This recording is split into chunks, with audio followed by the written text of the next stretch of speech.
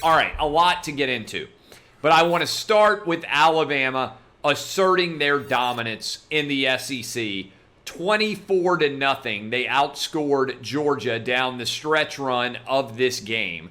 Total command, they took over. Nobody could cover Devontae Smith, and nobody could cover anybody at all. Jalen Waddle, as good as this Georgia defense is, and I think it's elite. I think it's top 5 in all of college football. The Bama offense was too much. Nick Saban coached, demonstrating all of the flaws embedded in this idea of positive tests rendering you unable to coach. Nick Saban got a false positive. He then tested negative 5 different times, went out and coached the Alabama football team. They are 4-0. Alabama would be a tremendous upset for the Tide not to be in the college football playoff right now.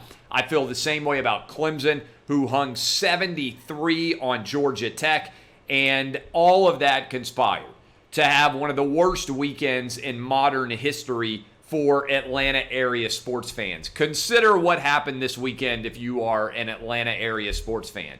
The Braves lost on Friday, Saturday, and Sunday in a brutal fashion after a 3-1 NLCS lead. They would have been favored to win their first World Series, their only World Series that I'm aware of since all the way back in 1995. Instead, they lose. They lose the opportunity to be favored against the Rays in the World Series.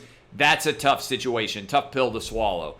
On Saturday night, Georgia demonstrated that they're still not able to catch up with Alabama, at least as long as Nick Saban is there, losing by 17 in a game that they were leading fairly comfortably early in that game. Got outscored 24-0, 21-0 in the second half. Not a good look for Alabama for Georgia in that respect. Also, the Atlanta Falcons won, which drives down their ability to be able to compete for Trevor Lawrence, and Georgia Tech lost 73-7.